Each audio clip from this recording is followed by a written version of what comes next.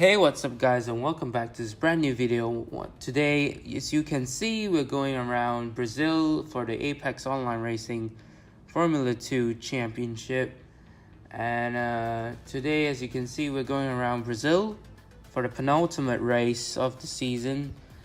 And if you're wondering what happened to Mexico and USA, well, basically I didn't take part in the USA Grand Prix as I wasn't around for that race. And for Mexico, well, I might have lost the video file for that race, so I apologize for that if you're looking forward to that race. But didn't really have much action anyway, as well, we kind of had a bad race in a way.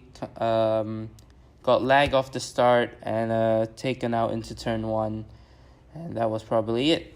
But enough of that. Now on to this race. As you can see, we're getting ready for qualifying, loading up the setup. Now this will be our first banker lap, so shifting down to 4th gear, missing the apex slightly there. And see, I wasn't really confident for Brazil, as as you can see, turn 1 and turn 2, I had to lift off in the middle of turn 2 there, as I'm not sure, and it could be the setup, it could be my driving style, just couldn't get the car straightened up and turned in properly to get the best turn in possible for that corner. And now shifting down to 3rd gear for this right-hander, then this swooping long left-hander, braking for this right-hander. Very easy to lose the traction at this corner, but so far so good.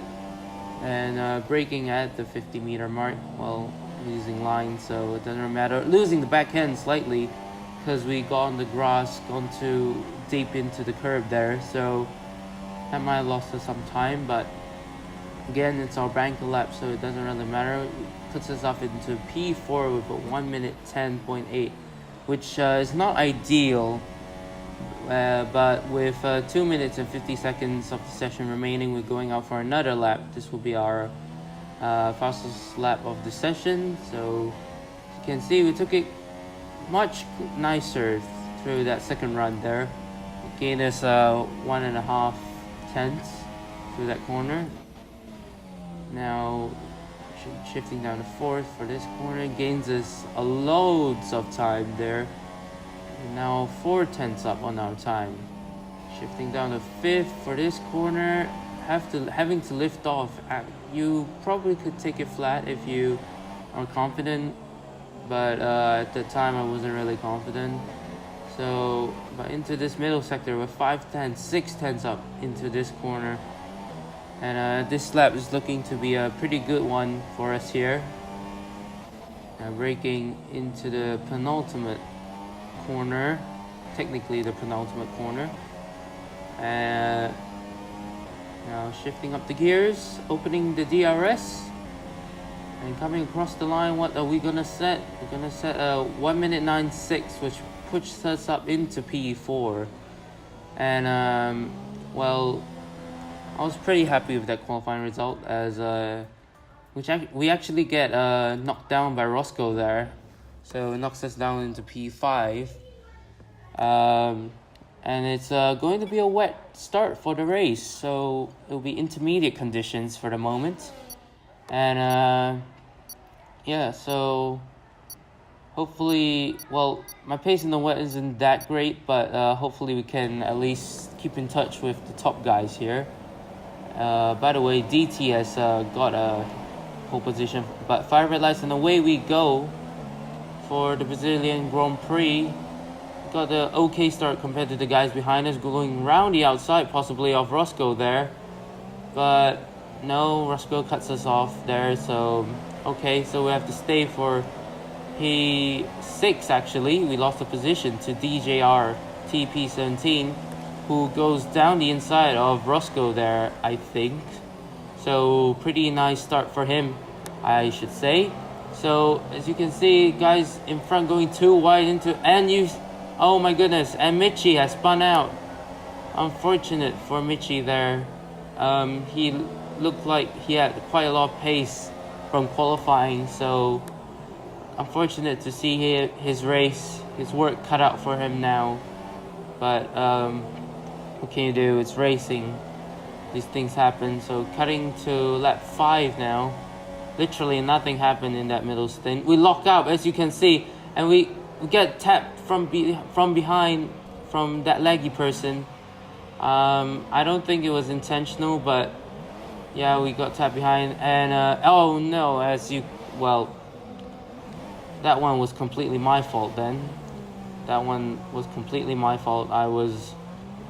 As you can see, I was shaking the wheel out of frustration, and we're seeing minor damage to the front. yeah. Be easy on the car till we get it repaired. Well, we don't want to risk making this worse. Our luck in league racing hasn't turned, hasn't it? But now it's lap 12. We braving it out, trying to brave it out basically, and hold the damage until our first pit stop, which will be in a few laps time, as the track is drying ever so slightly.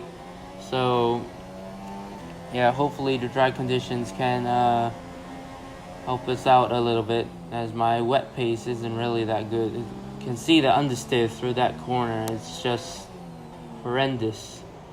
But going back to the incident before, as we are coming in to make our pit stop. Slow down for the marks, yep. Yeah, going back to the incident before, I think that laggy person kind of gained quite a lot of time in the braking zone. As you saw, I locked up, so I had nothing to do. I couldn't do anything. Well, he was at the outside, so he's holding his line, and yeah, probably it was my fault as a whole for the incident. So yeah, anyway, back to the action.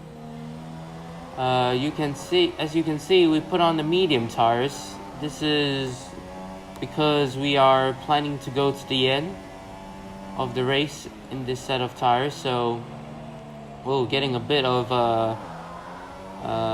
opposite lock action going on there. Had a little bit of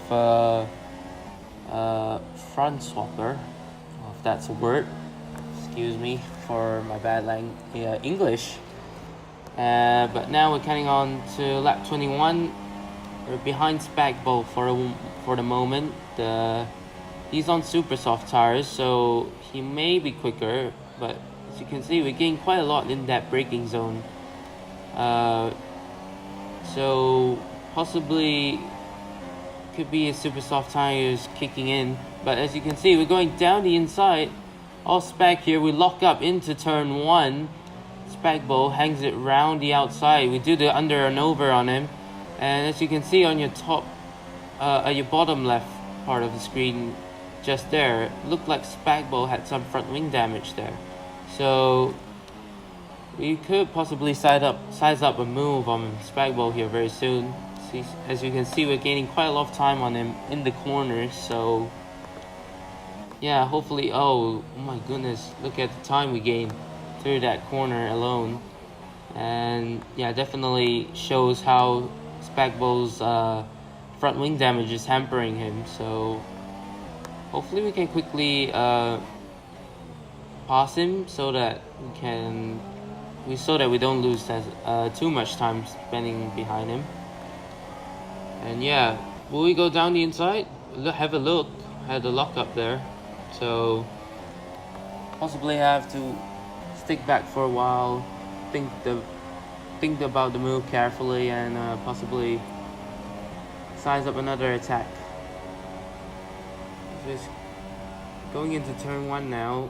Yep, still gain quite a few amount of time on Spagbo, but it's not enough to make a move on him.